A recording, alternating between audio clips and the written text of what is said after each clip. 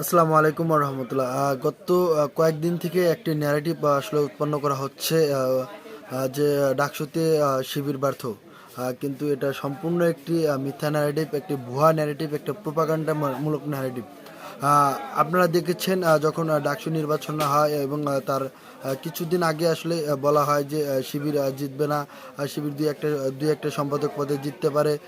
শিবির জুলাই অভ্যুত্থানে ফ্রন্ট লাইনে ছিল না। মানুষ শিবিরকে ভোট দেবে না, সাদিককে ভোট পাবে না।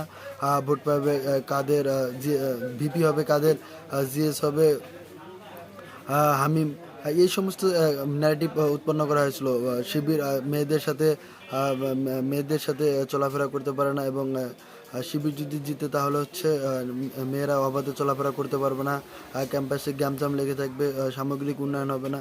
এই যে বিভিন্ন ন্যারেটিভ, মিথ্যা ন্যারেটিভ দিয়ে আসলে শিবিরকে ভিলেনাইজ করা হয়েছিল ডাকসু নির্বাচন আগে। কিন্তু আমরা দেখেছি ডাকসু নির্বাচনে আহ, সাধারণ যে শিক্ষার্থী তারা সমস্ত ন্যারেটিভকে, সমস্ত বয়ানকে তারা উৎক্ষেপণ করে দিয়ে তারা আসলে মূলত ডাকসুতে শিবিরের ভূমিধস প্যানেল ধরে বিজয়ী করেছেন। এটা শিবিরের এক ঐতিহাসিক বিজয়। আমরা দেখি যে ডাকসু নির্বাচন পরবর্তী সময়ে শিবিরের কার্যক্রম, যে ঢাকা বিশ্ববিদ্যালয়ের মেডিকেল সেন্টারকে নাপা সেন্টার হিসেবে আখ্যায়িত করা হয়েছিল, আর সে ঢাকা বিশ্ববিদ্যালয় মেডিকেল সেন্টারকে একটি আধুনিক মেডিকেল সেন্টার হিসাবে রূপান্তর করেছে শিবির। শিবির ডাকসুতে জেতার পরে এখন আজ অব্দি কোনো সংঘাত হয়নি, কোনো সংঘর্ষ হয়নি এবং ভিন্ন মত সকলেই তাদের উন্মুক্ত রাজনৈতিক চর্চা করতে পেরেছে। যেটা আমরা এর আগে যে ডাকসু হয়েছিল, ডাকসুর যে প্রেক্ষাপট ছিল, এর আগে যে ডাকসু, এর আগের ডাকসুতে যেরকম মানে বিরোধী মতকে দমন করা হয়েছিল, কোনো উন্নয়ন হয়নি, তার সম্পূর্ণ প্রেক্ষাপটটা ভিন্ন হয়েছে এবার ডাকসুতে সকলে অবাধে উন্মুক্ত রাজনৈতিক চর্চা করতে পেরেছে। কোনো ধরনের সংঘাত বিদ্যমান দেখা যাচ্ছে না।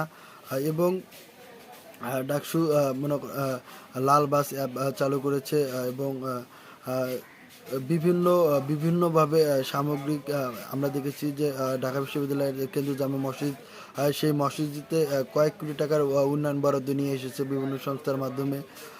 এবং এই ডাকসু গত গত ডাকসুতে আমরা দেখেছিলাম যে গেস্ট রুম, গণরুমের যে কালচার, সেই কালচার এবারের ডাকসুতে নেই। এবার ডাকসুতে সকল নবীন থেকে এবারে সকল ধরনের শিক্ষার্থী আসলে অবাধে চলাফেরা করতে পেরেছে এবং গেস্ট রুম, গণরুমের যে ভয়াবহ কালচার, সেই কালচার থেকে বেরিয়ে এসে একটি আধুনিক, একটি উন্নয়নমুখী একটি ডাকসু উপহার দিয়েছে শিবিরের সমর্থিত ডাকসু। অতএব শিবির